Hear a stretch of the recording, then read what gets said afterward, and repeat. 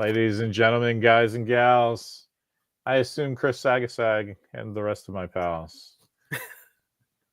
It's the Randall and Larry show. I almost said Landell as if we were like some kind of like Ben Affleck J-Lo couple. So I got that going for me. Yeah, a lot of stuff going on, man. Youngins. Yeah, the youngins, yeah. Youngisms. It kind of makes sense at the end there. I should trademark that. What a great marketing thing. Anyway, I'm kind of feeling a little goofy because I was just telling you in the green room, we got 3 new books coming out for San Diego, and they're all in various stages of almost completion, right? So Sweet. you know when things are starting to get at the end there, it's like concentrates your stress a little. When something you need like one little fix, right? Well, one of the things was Steve, like, I'm super honored by this because I'm just a nutsack, but he asked me to write the intro to his volume 2 of his Have You Not Seen This book? So that's one of our ones that we're doing. And you know, I'd written some intros back in the day. I actually wrote the intro for the first printing of Kirkman's Battle Pope Volume 2. Oh, really? Yeah, I only have my copy and I can't find it. I did some intros for tons of my friends back in the old days when that kind of mattered, when I told a dumb story and tied it to your book. So I had them all in with all. Have one copy of everything we published, and then the end of it's like cool stuff like Mimi's thesis and all the never mind, it doesn't matter. We're talking about Three Amigos, right? Three Amigos, yes. I rewatched last week, so when you said that kind thing that you were like, oh, Larry's on our rant again, I'm just trying to learn what you told me with the paddling thing, he'll come back. I just watched that like 8 minutes ago and I felt myself doing it, so that's why that was so abrupt. Message You're like, hold on a second, you're turning the canoe in a different direction. Just message received and understood. Let's start over like I didn't babble, but I got excited because I get to talk to Randall about Three Amigos. Yeah. All right, this is a weird one because this is a movie I haven't seen that you said, Larry, how have you not seen this? Yeah. And instead of like tell my tale of college woe, where this movie came out in '86, right? I think so, yeah. So A, I'm trying to study, and B, broke as fuck. So like, I didn't go see a lot of films. Sure. And we had the way I met half my friends was we had a film club in school, so we could rent aftermarket movies, and the school would pay for it. You know what I mean? Not aftermarket, but second or third run movies. Yeah. Right. So like in 1986, we totally could have watched Top Gun because they send a print to the colleges, and they don't care. There's some fee, but it's for the kids. That's cool. Anyway, so if I really cared about a movie, I would just do that. Anyway, that's how I didn't see it. I love the cast. It was great. You loved it? Here's the thing. I think yes, but with a qualification that it's like an hour and a half too long. I think the first 10 or 15, 20 minutes is spectacular. Yes. And the end 15, 20 minutes is spectacular. You can put that together, and that's like, a Super Bowl Saturday Night Live skit, right? Yeah. The middle part, it was just, tap dance, and I didn't sprinkled. But yeah, I'd be an idiot. It kind of not my thing. That kind of comedy was way too broad for me even back then. But you got like 3 guys at the top of their game, plus Lorne Michaels behind the scenes. So they're all what they're making. Here's the other thing. I talked to my wife about this, and I ended up sounding like I was giving a lecture. So I kind of don't in my own kitchen, right? So I kind of don't want to do that to you guys because why? I mean, we might learn something though, right? I mean, that's the nice thing about lectures. I don't want to stop about giving everybody their credit. There's guys at the top of the games. They're all knowing what they're doing.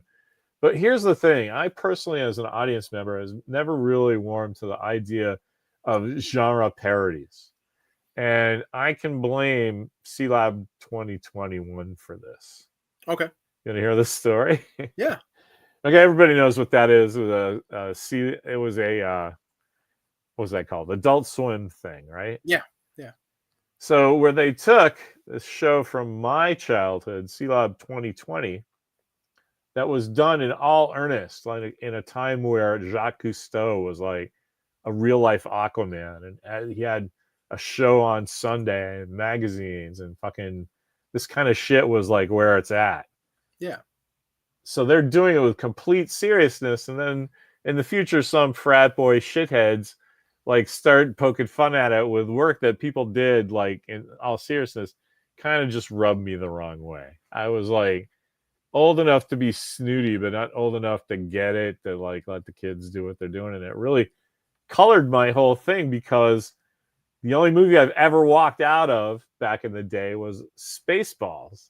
I hated the fuck out of it, which was crazy because I love Mel Brooks and he did that to other genre movies. Right. It was just like genre movies I had serious as a heart attack position about. I couldn't bear them being made fun of. So obviously that's a problem with me as an audience member, to the point where, okay, they're making fun of these cowboy things from the 20s and then throwing a little like Good, Bad, and the Ugly, Seven Samurai stuff, Magnificent Seven. I get that they're skewering these particular things, but not really. It was just kind of watching Chevy Chase and Steve Martin and Martin Short do their thing across that backdrop, Yeah. So it sounds like I'm kind of pooping on it, but it's more like I'm yelling at cotton candy for not being a steak. You know what I mean? Yeah, yeah. Like, instead of going, that was some cool ass cotton candy, for that metaphor, I will say it's very stale cotton candy, but cotton candy nonetheless, right? Who's not going to eat it? You just go, I don't know, this could be a little better, but it's still cotton candy. That's how I feel about that movie. Okay. No, I totally get it. I totally get it. That's like I love Big Bang Theory, and I've got friends that are just like, oh, they're making fun of quote unquote nerds or geeks or whatever, and I never, in my opinion, I never looked at it that way. It's like it's just these quirky characters, and they're not trying to say like all the people are like this. They're just saying that, it's just these guys, these are who they are, and they just happen to like these things that other people like. That's how I always viewed it. And what I loved about the show was it brought awareness. Like, I can't imagine there weren't a lot of TV shows where, people were hanging out at the comic book store or even referencing comic book stores. And so mainstream, I remember working at a comic book store, and there's these people from South America. They didn't know much English, but they knew the words Big Bang Theory. And so they were like, great. Big Bang Theory. They were like, Big Bang Theory comic book store. And I was like, yeah, so it got a lot of people who weren't knowledgeable or into that, that type of stuff. And it got people into the store, which I loved. I appreciated that. But you have people who are of the culture and they're just like, oh, I don't like it because of that. And so it's like, I get it from your point of view. Like this is what it's making you feel, and so I totally get it. I totally get how, like you said, with the C-Lab thing, something that you really admired and you loved and you saw them kind of making fun of it. It's like, it's nothing like that. I have my relationship with Big Bang Theory is hilarious, because the reason I hate it is because the San Diego before it premiered. Yeah. Because, San Diego is always in the summertime. Yeah. At the hotel that we always stay at, the Embassy Suites. It's not a paid endorsement. That place is fucking great. We go there every year. But there's a thing that they sell the magnetic card keys to get in. They sell the spots to advertisers. So San Diego, it's like 5 of those studios take it over. So one of them was the Big Bang Theory. So I had to look at that the whole week, and I was like, I don't care what this is, whatever. I finally asked somebody, and it was like this bitter old guy on Sunday. So like, it might have even been one of the producers of the show, but he just said, it's some fucking fanboy jerk off thing. And I went, okay, cool. That's all I need to know, because I've been looking at this nonsense all week. So this bitter old guy on Sunday, which is like the worst time to ask anybody anything. Yeah. Like, you do cons, it doesn't have to just be San Diego. Like the last day of a con.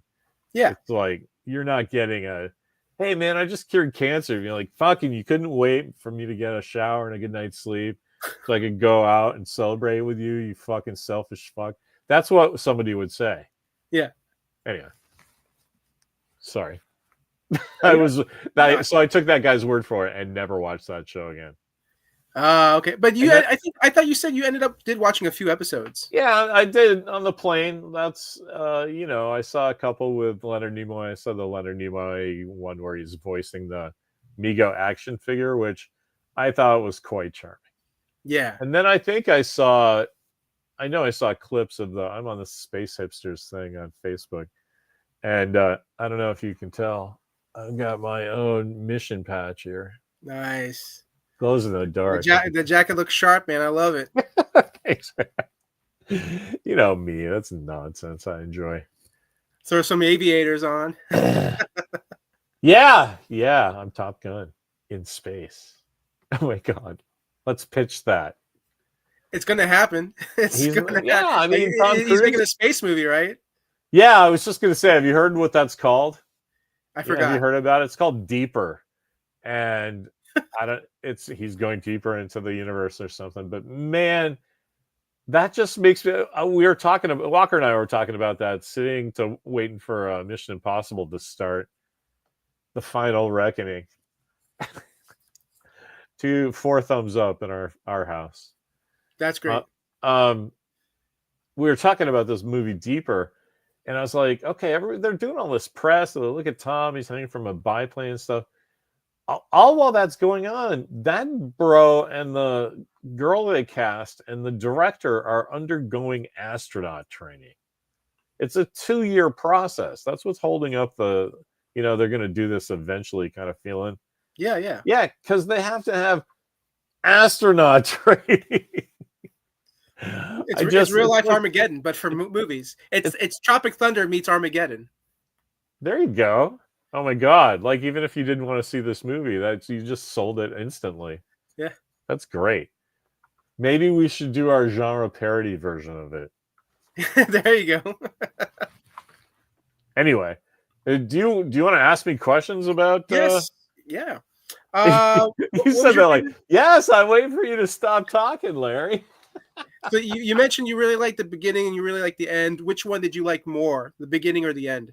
Well, you always like the beginning better, right? Because the reason the end is satisfying is because of the beginning.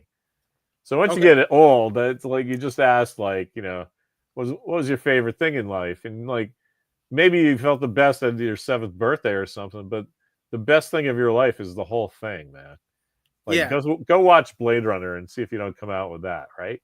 Right. Anyway, me getting old, I was thinking, I appreciate the end, but it doesn't work without the beginning, right?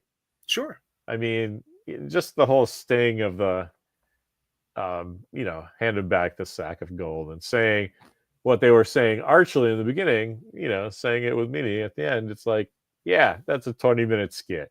Good night, everybody. What was the part that made you laugh the most? Oh, because I'm so used to those guys. Like, I kind of experienced from a crazy remove, because I looked up when it was made, because Chevy Chase was doing like 100% Fletch. So I was like, I got to know when this was made. Fletch was the next film he did after that. So it's basically the same, stuff. So I was watching it like, hey, look at these guys doing their thing. Yeah. And not like how you would experience it in 1986, where, oh my God, this next Steve Martin movie, I fucking memorized his 3 albums, you know. I don't really like comedy is not that pretty that much, but Yeah. that's who's sitting in 1986 chair. But I'm in touch with that guy, but I don't feel him in the present. As a John Landis film, where do you rank it? I'm not a big director guy. I mean, Okay. I only know a couple Landis movies, like Animal House. Like, I didn't. You know what? I'll answer that while I say hi to Timothy, who's here. Hey, man. The Invisible Sword. I think the funniest like pratfall thing that made me I mean, I enjoyed the whole thing. So what I'm saying is I love those guys. I will love watching them do their thing. So I'm watching it with a smirk the whole time. I enjoyed I knew the nods that everybody was going for. The only thing that made me just right on laugh was when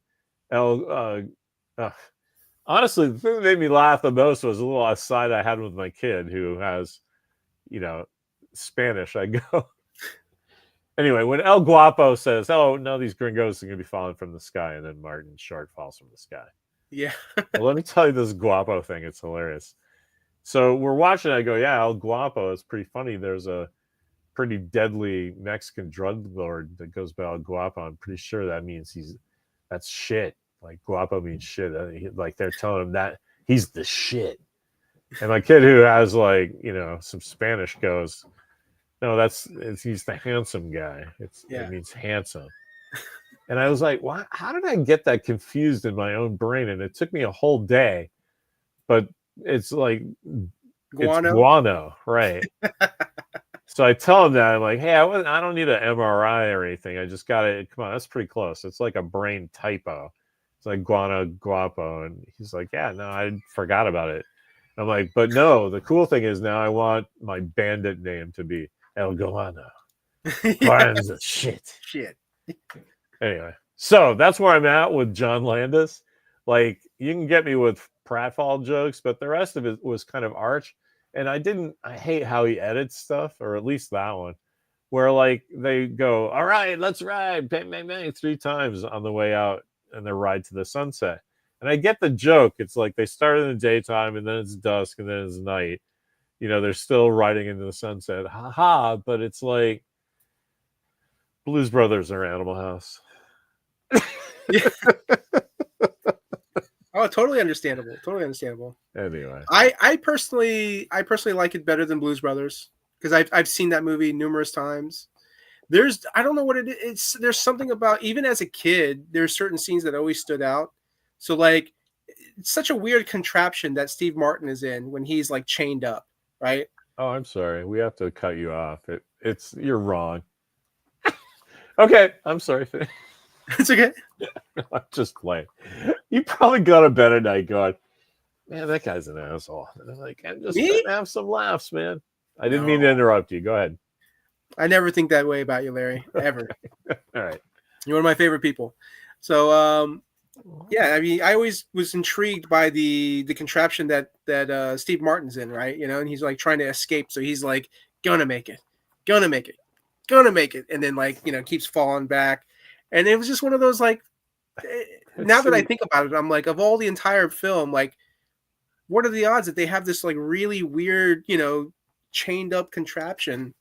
Yeah, one of the things I had a problem with that, and like pretty much the humor of the whole piece, because it's like that stuff, is that like, yeah, I'm 61, because I sit there and go, okay, I get the whimsy, and look, it's a funny struggle, and he's doomed for failure, and it's all back to Charlie Chaplin. I get what they're doing, which makes me not like it. It's like, what the fuck did that thing do? What was the point of that scene? Right. I mean, even if he got up to the top and was holding it all off, I started thinking about halfway through the scene, which was way too long, which was part of the joke. I get it, but it's too long. Is that, if he keeps at it, he's going to look like Arnold Schwarzenegger. And at some point, he's going to get over there and eat all that steel and wheels. But then that made me think, well, what happens when he goes over there? It wasn't like there was a release mechanism for his bracelets or anything. Like, what the fuck was that? which starts once you start thinking that, you make the audience literally think, what is the point of this scene? Yeah. You've lost everybody. But maybe, there was a lot of cocaine on set. I didn't really read anything about this. I don't know if it was just maybe John Landis trying to be quirky and just be like, it would be neat. Maybe he has a chain fetish. I don't know. It's just one of those things. Like, I always remembered it as a kid. Like, I could forget the whole entire movie, but that part I would remember. And then I will say I rewatched it. I went ahead and I rented it last night just to rewatch it, just so it's fresh in my head and we could talk about it. And I forget that Phil Hartman was in the movie. I don't know why I always forget he's in the movie, because it's a very small role, but it's Phil Hartman. 13 seconds. Yeah. Him and John Lovitz. It's like you're excused. Even I would be like, no, you're good on that one, Randall. Yeah. It's not really a memorable scene. Like, if you didn't know who those two guys were, you wouldn't give that a second thought. Oh yeah, of course. And but I do that was cool. Oh yeah. I mean, those guys were part of that SNL era. Like the two like really good cast members combining in that, like those couple seasons, like that was just epic. Yeah. But yeah, I mean, it's always cool to see them. That's a good one. They're saying goodnight to Ned. That's a good one. Oh yeah.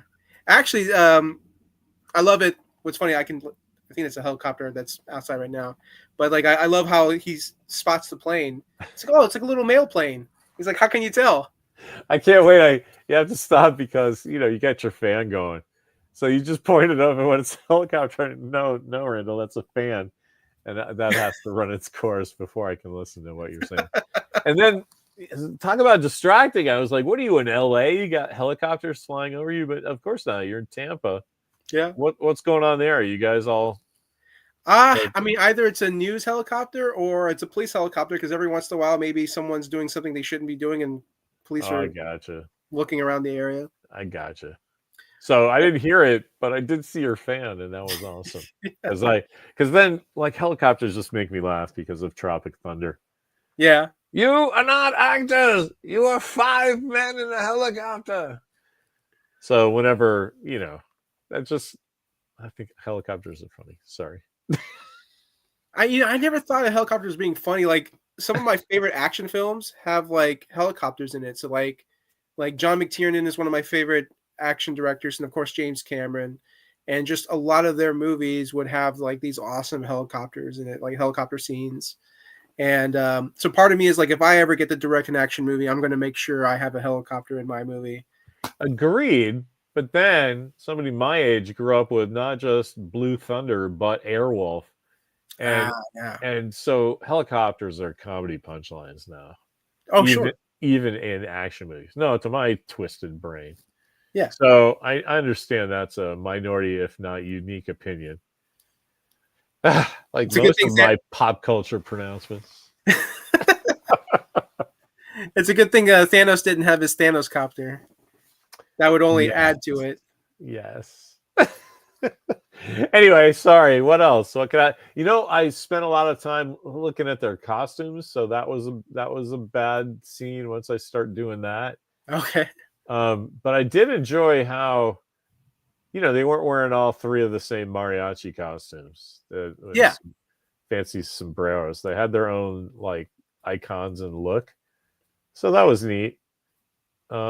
But then, in the middle of the movie, I start Googling if somebody's got like a high-end Three Amigos costume to rent.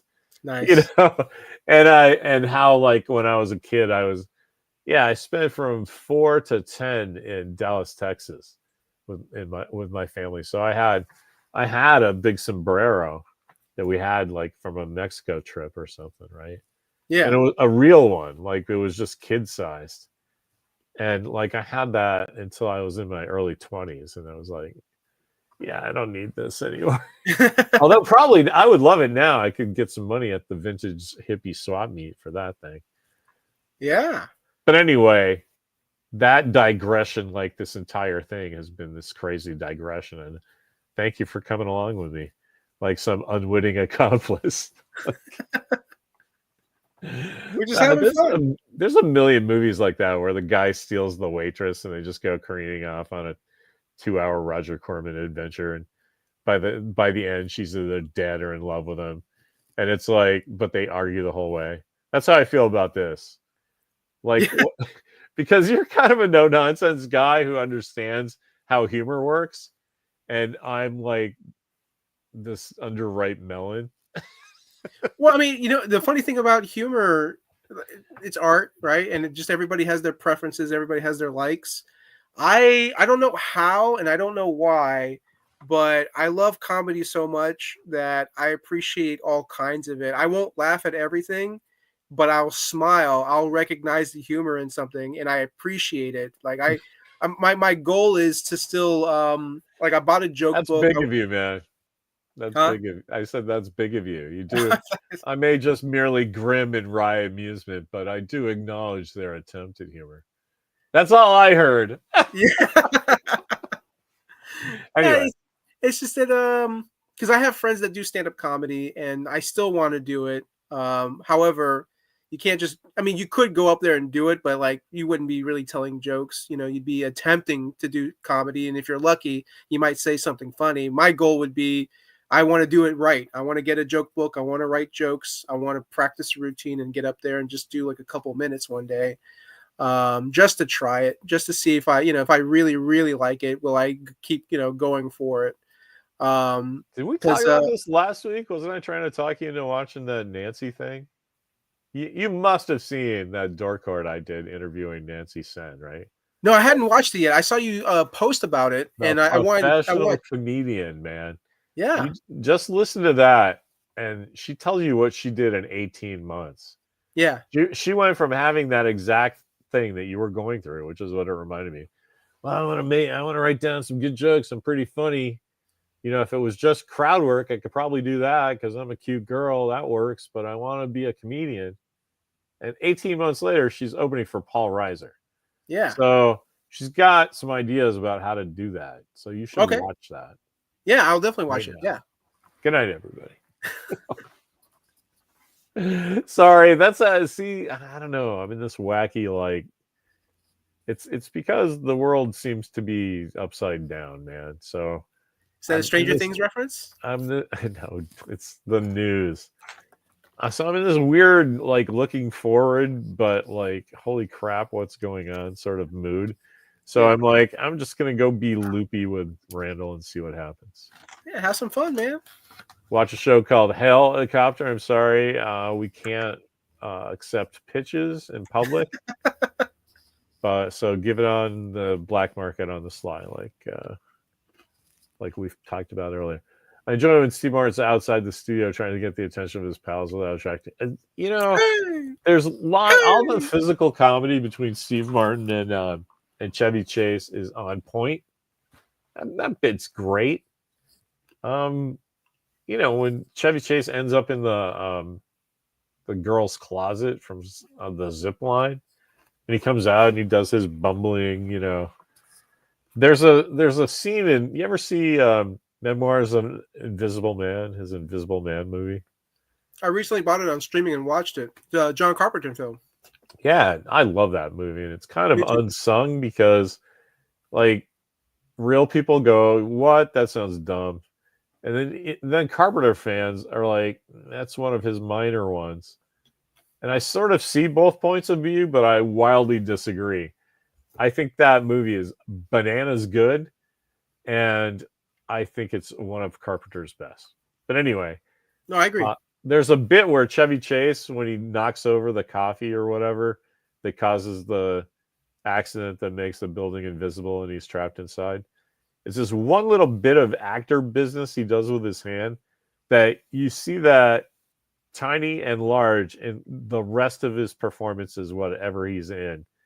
Just the weird little way he moves his hands when he's doing that telegraphs, hang on a second, I'm doing a comedy bit.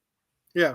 And we all know this is going to be funny, but oops, I threw the dart into the waitress's ass or whatever, Yeah. Everything is done exactly the same way. And it's really kind of cool. Man, that's the level I was watching that movie at. instead of just enjoying a little fun, dopey adventure from beginning to end. So I feel like I should apologize. No. At least to John Landis, who I didn't even realize had directed that movie. Yeah. And yeah, I got curious because I was like thinking like with Chevy's career, what movies had he done before Three Amigos and what he did after. And so I think the one movie he did right before Three Amigos was also another John Landis film, which was Spies Like Us. Oh, yeah? Oh, my God. Well, no wonder Three Amigos didn't really do well when it came out. I did read. But attained legendary cult status. So that kind of explains that. Because, oh, my God, Spies Like Us tanked. Oh, did it tank also? Yeah, no. But I think Three Amigos just didn't do well. Right? Yeah. There's the whole like it has some expectations for it. Sure. But Spies Like Us had really high expectations that were not met. They look like it had a bigger budget. I don't know what happened. It just that movie tanked. I did read about it once. I don't remember. It's because I read another book about M. Night Shyamalan and Ding Dong's pool party movie. What was that called? Shadow in the Lake or something? Oh, I don't know. Lady in the Water, I think? Lady in the Water. I read a book about the production of that at the same time, and so I mix up details all the time in my head. Anyway, sorry. Yeah, so sometimes when I'm babbling, I feel like I'm just on this secret plan to have all kinds of digital evidence so Walker can recreate my personality after I die. There's all kind of digital input. It's like, would you fucking believe it? That guy talked about whale sex for like 20 minutes or some kid. We can extrapolate the rest of his opinions on whatever. It's an AI Larry. I had to get that idea down before that becomes true, honestly. Spies Like Us is still cool today, even if yeah, no, of course. And I only ever talk about that if there was a bomb or it was a blockbuster or whatever, from the nature of how it was received and not like trying to knock it down like fanboys do sometimes. Like I just mean in a factual way and not like, oh yeah, that was a good movie though. Like, don't feel like you have to do that. I love Spies Like Us, honestly. Two of my favorite, Russian models that at the time were in that. Remember there was like they were like swimsuit models or like maybe I don't even remember Victoria's Secret models maybe. Probably Victoria's Secret. I don't know, but there's like a joke at the end where they show up in fur and like that's the best movie ever just on that scene alone. Oh, gosh, what's her name? Vanessa Angel. Okay. I think she was in Kingpin with Bill Murray and yeah, I'm aware of her work outside of Hollywood. Very young Vanessa Angel was in that movie. And I think Dan Aykroyd's future wife. Donna Dixon? I think so. Yeah, Hollywood's love story forever. Yeah. They've been married for 90 years. I think that's cool. It's like Bob Hope and his wife. Did you know who did the voice of the singing bush? No. I was curious because like I was always like, who is that? I feel like that's a weird like Scientology code word question. Tom Cruise would know the answer then. Did you know who the voice of the singing bush is? It was Randy Newman. Oh, that makes sense. He did the music for the. Yeah, that makes sense. Which is so weird when I hear that voice because I'm like, that, I don't think of Randy Newman when I hear that voice, that singing. Here's a cool Randy Newman story for me. Like back in the 70s, I mean, him and Steve Martin were buddies back then. Oh yeah. And so, the first mashup I ever heard was this cool thing where Steve Martin in his first album has this bit about it's a thing about doing drugs called "Let's Get Small," and he's talking about if you're high, you're small. It's like this funny thing. Yeah. It's a funny bit.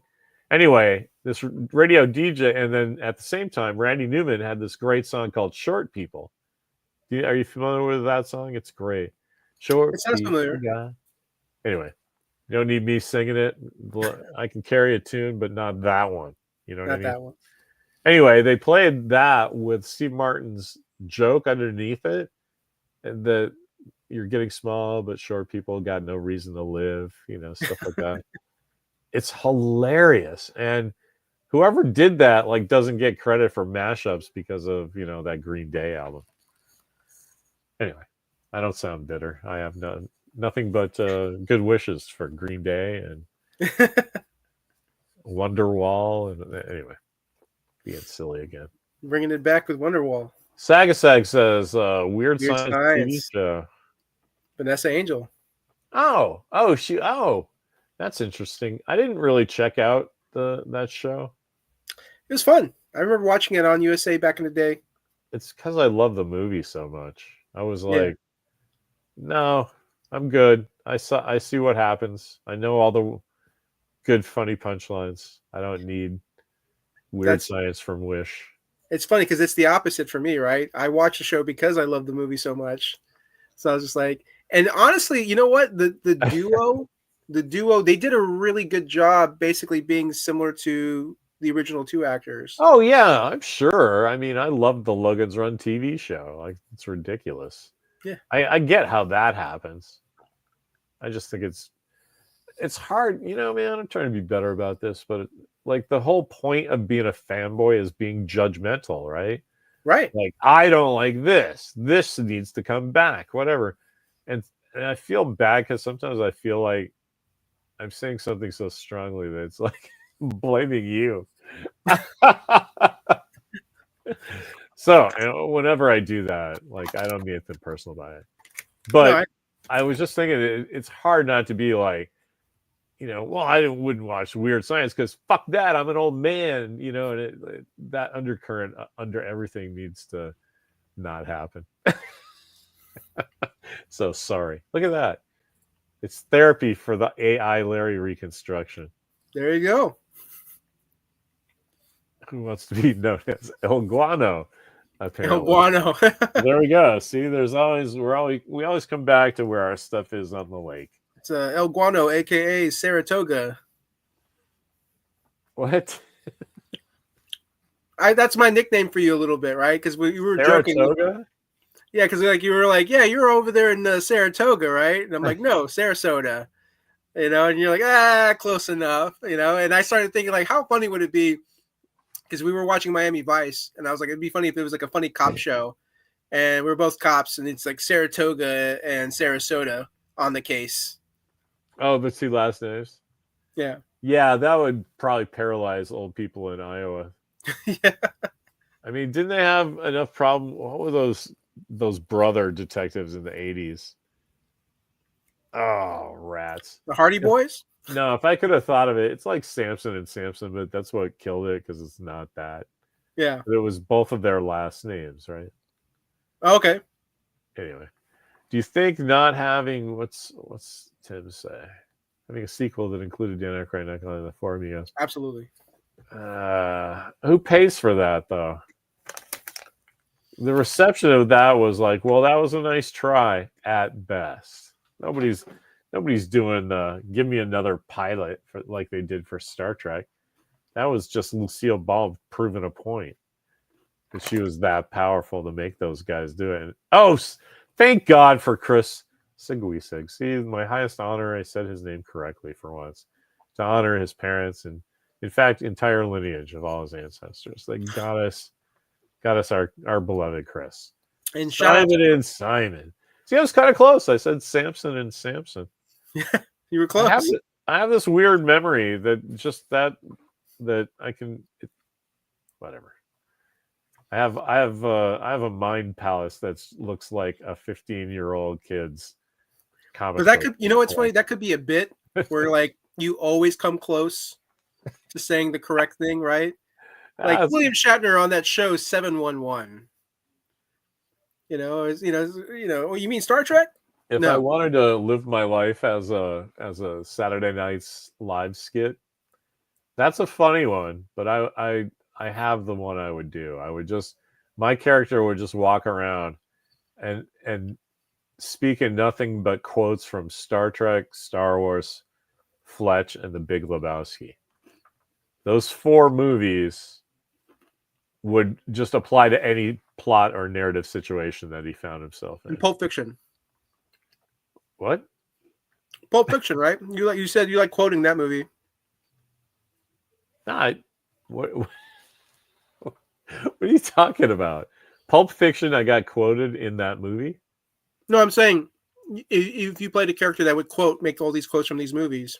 To throw Pulp Fiction in there too? I would imagine that's another one of those movies you really like that you would quote a lot. Oh, right? I see what you're saying. I don't, I like Pulp Fiction so much that I don't look at it that way. Okay. Yeah, of course I can say any quote that anybody does, Me and the scene with the blueberry pancakes is the reason Mimi and I are still married. Yeah. Because, it's not just you. You have to, the fucking people are coming to kill me. I just escaped from them and we're doing, okay, but we cannot go forward until I ask you how your blueberry pancakes are. Every single married person in the world knows what that scene's about. Yeah. Anyway, sounds a little bleak. I mean it to be joyful. I really do. Because once you figure that out, your life goes so easy, and that you can be married for 29 years. I'll have to remember that. 30's coming up. Just, it just solves a lot of problems if you stop the narrative, right? And just go, yeah, man, let's talk about what's bothering you for a second. Anyway, nice. I'd watch a show in which I know you could probably do that from those original 79 episodes. You could probably think of some thing that would work in almost any situation, like really specific. It's like learning German, right? German has very specific nouns for things. So you would really have to know what you are talking about. But I bet, so besides very specific things like, I'm having a heart attack, there's something that you can get away with I don't know. That's a fascinating, the thing about you throw sand or rice in front of a vampire and that stops them. Yeah. They have to stop and count them all, right? That's why the Count is a vampire in Sesame Street. Yeah. It's this ancient folklore, right? And that's how I feel. If somebody brings up some kind of weird ass Star Trek thing, I just have to stop and immediately figure it out. So thanks, Timmy. I was going to watch the end of West Wing tonight. Now I have to figure this one out. And random thought, like talking about Star Trek, I just started thinking, like, man, would it have been funny to see Steve Martin, Martin Short, Chevy Chase in Star Trek?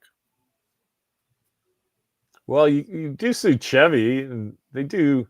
Chevy did the Star Trek parody for Saturday Night Live, so he did a pretty funny Spock. So that really colors like how I would feel if those guys were in old Star Trek. Yeah, I don't know.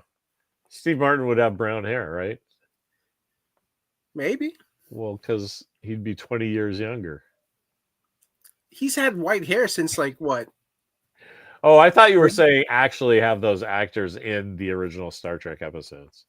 Oh, like the original? I mean, anything Star Trek, honestly, whether it's the movies, original TV shows, Next Generation. I just think it would have been funny to see them in it. I gotcha. Chris is saying that's a line from this skit. It's so funny. I love that skit. And John Belushi plays Captain Kirk, who had been Shatner, had fallen from grace. That part in his just facts. I'm not pointing any fingers, but he was doing local bank ads for money, right? Because everybody had typecast him as this weird ass space captain, and strange independent movies. And anyway, one of the things he was doing was ad for a margarine called Promise, and so the end sting joke in this skit is John Belushi looking all fat and puffy like third season of William Shatner, going, live long and prosper. Promise. and it holds up the the margarine. That's funny. And the only reason I didn't realize that. I know. I was going to say the only reason anybody gets that joke at all at the fraction that they do is because you're somebody about that margarine ad. Yeah. Which will be a feature of the Larry AI. I can't get that out of my head. I do feel like, yeah. I love talking to you, Randall. This is awesome. Thank you. So ask me about another question for. I feel like I'm not giving Three Amigos the attention it deserves. Well, I love that when you posted on Facebook, right? Is like I have what did they say? A plethora of piñatas. Would you say I have a plethora of piñatas? Yeah, that one's funny. The thing I posted for the thumbnail of this is the thing I found like super funny for some reason. Just the beginning when they showed their silent movies. Yeah. I get it. You know what I mean? But I feel like it's one of those things where like your absolute best friend in the world is telling you a story you already know. Yeah. That was the feeling that I got. I was like, all right, right on, man. Like, yeah, this is your version of that thing. And like, yeah, that's cool. Was there anything in the movie? Good night, movie, everybody. I'm not getting smarter than that. Was there anything in the movie that surprised you? No. I mean, but that was part of the charm, right? Like, I'm a pretty high information genre guy. Like, so I got what they were making fun of, and to the point where I had opinions of how good they were hitting their target. Yeah. You know what I mean? Like, a lot of the stuff was references, and that's cool. But one of the things I guess one of the surprises I had was how charming the look on Martin Short's face happened the couple times they mentioned that he was a child star already. Yeah. He got this crazy dreamy look on his face, like he was remembering what it was like to be Ned Nederson or whatever his name was. His early in his career. And when he was 10. And that was fucking blast. And I was thinking, but see, it was so good that was distracting me because I was like, man, that guy is really acting way more than he needs to act for this little fluff of a nonsense piece. Yeah. But maybe I just talked myself into understanding why it's a cult movie. Yeah. Because Chase was doing that. Like, here I am at the top of my game doing the thing I'm known for. Yeah. And then Steve Martin is the same thing. Like when they show him right in the beginning, I keep going to that because they really do set the tone that these guys are movie stars. Yeah. So they're not like there's the scene where he's like they're all they're made up in that crazy makeup. Yeah. Steve Martin does something and he turns and he looks into the camera and checks the camera's got him and then he goes back to like that was 100% Steve Martin anyway. It's more like these guys were doing stage presence acting in a movie, right? Yeah. Like you want to sell to the kids in the back that like, oh yeah, I'm by Martin Short as a child actor. And the camera's on his face. Oh my God, it's like, I was one of his cousins and I was getting the letters about what Ned's doing back in Hollywood. I don't know. Those guys are good actors. He was, I think, 36 in that movie. Thumbs up. How old was he? 36, you said? Yeah. What I do love about that movie, too, and I love the stories between him, because obviously Steve Martin and Martin Short are best friends. But that was the movie that they first worked together, met, and became really good friends. Did you ever hear about the red carpet premiere? For this movie? Yeah. No. Hit me. They pulled a joke on Martin Short. They were like, hey, we should dress up as the Three Amigos at the red carpet premiere. And Chevy and Steve Martin are like, that's a great idea. Let's do that. And then Martin Short shows up. He's wearing the whole getup. And you just see Steve Martin and Chevy Chase. And they're just dressed in regular clothes. And they're like, hey, Marty. Yeah. So it's just like Marty just like, they got me. Yeah, that's fantastic. Yeah. The one story I know about those guys, I heard they were doing press somewhere in the stuff that I watch. and that Steve Martin, I think I have this right. Steve Martin gave Martin Short a painting, and Martin Short hung it upside down over his fireplace, and then had this dinner party, invited everybody over, and pretended like that's the way it was supposed to be. I just think that's so elaborate and hilarious that I just feel like they would be two guys that would be cool to hang out with. Oh yeah, which is my highest accolade at this point. Their stand up on Netflix because it's like a kind of like a not a Broadway show, but like they're on stage and Steve's performing music and they're doing their bits back and forth and their timing is so good. They're like you could tell like they're entwined. Like they understand each other and they just know how to. I'm not a big like live performance guy. I don't go to live music at all. Even when I was younger, I've been to probably like 15 shows. But I when I was a little older, Mimi and I went to go see Steve Martin and Martin Short do "Waiting for Godot," and blew my little mind. Nice. Those guys are great, and like you said, you really get the connection between them. If you just saw those guys playing chess in Central Park or something, you would go, those two guys are best friends. Yeah, you just got it. Kind of comes off them when they do stuff together. Oh, anyway, totally. God bless those guys. I got a couple of buddies like that. We have some laughs. It's good to have buddies like that. Yeah. All right. I have to go get dinner, if you don't mind. Yeah. I'm gonna call it a little early unless you have one more question about Three Amigos. I liked it, man. I'm glad I watched it. It was cool. I was kind of in a strange mood, I think, with all the stuff that's going on in the world. I was like, hey, man, this kind of innocent fun seems inappropriate for my brain right now. Yeah. But so any misgivings that came out, I just want to put that nuance there for the AI. I want that thing to be a polished silver apple, not like this tarnished pewter thing. That sure it was made by Paul Revere, but like vintage, No, I want that fucking chrome look. Nice. Anyway. So let's like I said, weird mood. Sorry, man. No, it's good. It's good. What movie do you think we should watch, or what I should watch? Oh yeah. I don't really. I don't know. Have you seen Interstellar? I have, yeah. All right, me Joe too. Dante, but right? like, I hate that movie, and I don't own it. It's amazing if you have a space movie that's been made in the last 50 years, and I don't own it. It's because I hate you and everything about you and your stupid fucking movie. And so I was thinking, if you hadn't seen it, I would watch it again to see if I still had that bitter opinion. Sure. But I would need a reason. So maybe if I lose a bet or something. Father's Day is coming up. That happens in our house. I haven't seen Inner Space in a long time. No, that's all right. I know. I'm not advocating for this position. Yeah. That was just a question. What are some things that I feel like, because the whole thing was like, I can't believe you haven't seen this. You sent me a list, of course. I printed out, and it's somewhere around here. I'm trying to do 3 books for San Diego, man. So, what are some movies that you've been thinking off the top of your head you hadn't seen in a while? That I haven't seen in a while. Yeah.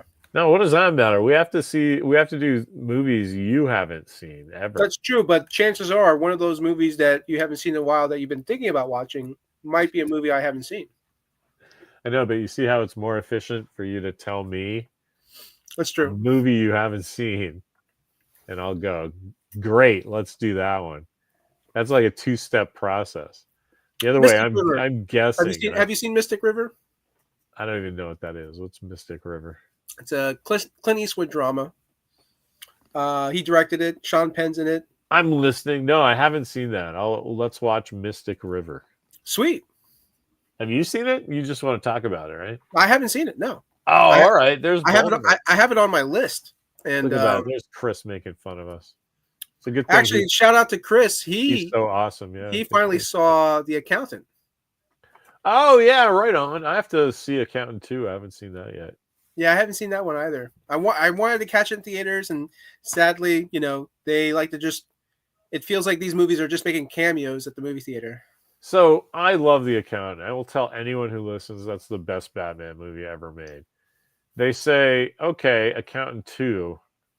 And I'm like, I'm down, even though you took Anna Kendrick out of it. I'm still down. And that movie left theaters before I could go see it. Yeah. So, okay. I mean, yeah, I pay for Amazon Prime. But like, I would have rather seen that in the movie, you know? Yeah. The last movie, Walker and I went to go see Mickey 17 because Mimi didn't care. And I love that movie. And that's like, I'm glad I saw that in, 40 feet wide. Because Yeah. it'd be a great movie on my TV. I have a killer TV. But the difference between 80 inches and 40 feet is profound. And sound system, right? And sound. There's something about being in a movie theater. I agree. Like a screen that huge, a room very big, lots of seats, right? And then I think was it Quentin Tarantino? Somebody said that there's just something cool about you're in a room with strangers, and you're Yeah, all yeah. watching this movie and you're sharing this moment or whatever, and it's like I agree 100% with that. It's a great experience, except for those people who are in the movie theater ruining the experience. Yeah, they're talking, they're being annoying, they're on their phone. Don't be like that. There are good people on both sides. Yeah, Going to the movies is awesome. yeah. That thing has been around for a while, though. That Warren Ellis book that we collected his columns, "Come In Alone." Yeah, That's where that comes from. That like comics is kind of everybody says, "Oh, your comics are so cinematic," because it's words and pictures, I guess, juxtaposed like movies are in sound. But it's the audience experience is completely different, right? You're yeah, in a bunch of rooms with a big room with a bunch of strangers, like you said, for film. yeah, And then comics fans are spread out over everywhere and they're just reading the same thing. yeah. It's not even experiencing at the same time. Sometimes they're in the room by themselves. And I really like that observation of Warren's that like it's the only group activity where you come in alone. It's just you come in and bring your brain and your biases and stuff. Yeah. But which can maybe completely change. Like I said, like I had this weird reaction to uh, Three Amigos because I was in kind of in a weird mood, right? But so if you could hate a fucking movie, like I did not enjoy Lawnmower Man at all, but man, I was with the three funniest people I've ever known, and we were just riffing like it was our own personal episode of Mystery Science Theater 3000. oh, It was nice. so bad. And all the other people in there were like glad that they were doing that because we were giving entertaining to this shitty ass movie. And that's just something that doesn't happen when you're like, oh man, remember when Heather McKenzie like goes, oh, hey, Mac. And he goes, oh, what? And blows up an Alpha Flight. That's like a really powerful moment. But like, we weren't there at the same time going, oh, that was awesome, even though it feels that way, right? Yeah. I don't know. I don't know what that was about. More spewing for the digital reconstruction. Don't forget your canoe movements, right? You gotta throw those in every once in a while. I don't do that. That's how my family makes fun of me. That's all. Well, this was a particularly spazzy thing, especially because I was trying to make dinner 5 minutes ago. But I like everybody hanging in. Thanks, Tim. Thanks, Chris. There were a few other folks. I appreciate you listening to our weirdness. Even if it's just the FBI going, wow, that guy needs some help. And that's just you, Randall. That's not me. All right, so what are we watching? Misty, you're gonna have to write that down, Larry. I will. All right, now I'll message Mystic it to River? you. Mystic River. I got it, man. Look, a pen. I heard lots of good things about that movie many years ago when it came out. I love Clint, and I love his director stuff. I got some stuff to say already. Unforgiven is another movie I haven't seen. What? Let's watch that. It's a Western. Let's watch Unforgiven, man. I have to check it. I think I have it. No, that's great because that's such a capper to. It's a love letter and a fuck you to the Westerns he did at the same time, and that is some nuanced stuff. Let's do that. Okay, Unforgiven. All right. Next Tuesday, 8:30 Pacific. No, 5:30 Pacific. 8:30 Saratoga time. All right. Do I do the catchphrase? Like, what took me so long to watch that? Or do you This is your turn. No, I can say it, but I think I would enjoy it better if you like said it to me accusatorily. Oh, okay, there you go. I'll be like what? Hey, Larry, what took you so long? I don't know, man. I have no excuse. That movie was great. I was in a weird mood, but that was me. It kind of made me dig it a little more because, man, was I thinking about what was going on in that movie. So I didn't know it was a John Landis movie. Yeah. I don't know. It seems like a personal failure. What a way to go out. Oh, well.